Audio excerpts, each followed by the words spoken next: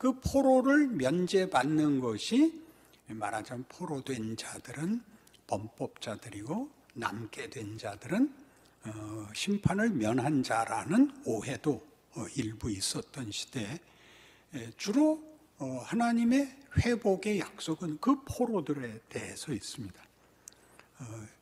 남아있는 자들이 아니라 포로로 잡혀간 자들의 회복을 얘기하고 있는데 그 포로들이 어떤 회복에 대한 근거, 어떤 조건을 만족시키는 것 없이 하나님이 저들에게 화를 낸 것보다 크게 포로된 자들을 돌이키며 이 성을 복되게 하며 기쁨이 되며 영광되게 하여 그 적국에서 보고 놀라서 정말 기절하게 만들겠다, 이런 약속입니다. 그들이 잡혀가고 심한 재난을 만나는 것은 자기들 잘못이지만 돌이키는 것은 하나님께서 전혀 아무런 조건 없이 그들의 회복을 여기서 약속하고 있습니다. 너는 벌받아 마땅하지만 결국은 내가 너를 회복시킬 거다, 걱정 마라, 그런 얘기가 됩니다. 여기가 기독교가 매번 하는 얘기인데 우리는 회개를 앞세웁니다. 회개는 보통 조건이 아니고 결과에 대한 이해입니다. 보통 돌이킨 다음에 하나님이 벌을 베풀었을 때 회개를 하는 게 아니라 돌이킨 다음에 그랬구나, 보통은 그렇게 됩니다.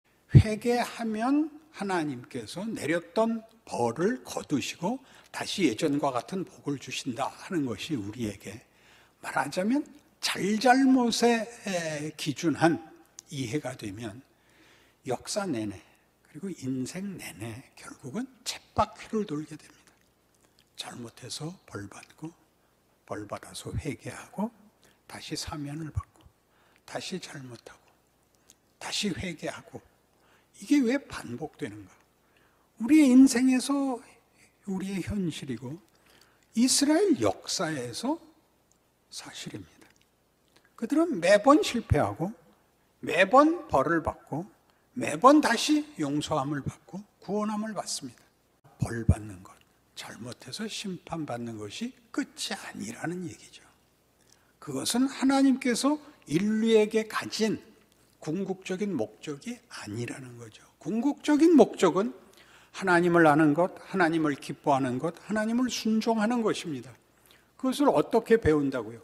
잘못해서 벌 받아서, 그리고 하나님이 회복시켜 줌으로써, 회개하면 회복이 되는 것보다 더 크게 잘못에 대한 벌을 받게 하고 다시 한번 다시 하자 하는 것이죠.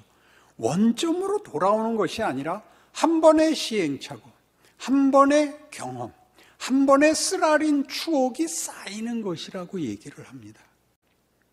그때 잘못한 것을 반복하는 것도, 하나 더 나아가는 것도 우리의 인생에서, 역사에서 반복적으로 허락되고 있죠. 아니, 더 크게 그것이 하나님의 뜻입니다.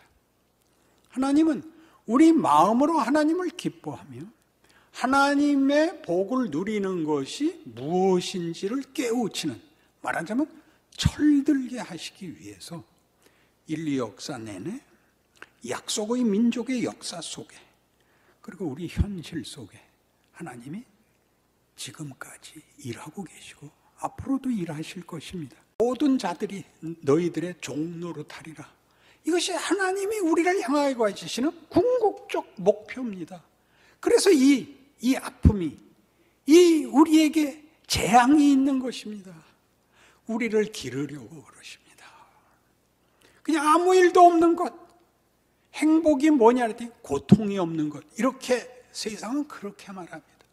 좋은 일만 있는 것, 그건 바보입니다. 생각이 없고 뇌가 없으면 그렇게 되죠. 그냥 무생물이 되는 것입니다. 우리는 하나님의 형상이요, 그 창조주께서 우리에게 당신을 사랑의 대상으로, 믿음의 대상으로 요구하는 인격을 요구하고 계십니다. 이 영화롭고 놀라운 위대한 자리를 우리는 서둘러 도망다니기에 바쁩니다. 기독교 신앙의 가장 큰 적이 뭐냐 그러면 죄 관리 복음이 되는 겁니다. 죄 관리 복음. 이 표현은 달라스 윌라드가 쓴 말입니다. 죄 짓고 회개해서 사면받고, 죄 지면 회개해서 사면받고가 전부인 복음이 되는 것을 최고로 문제라고 지적을 합니다.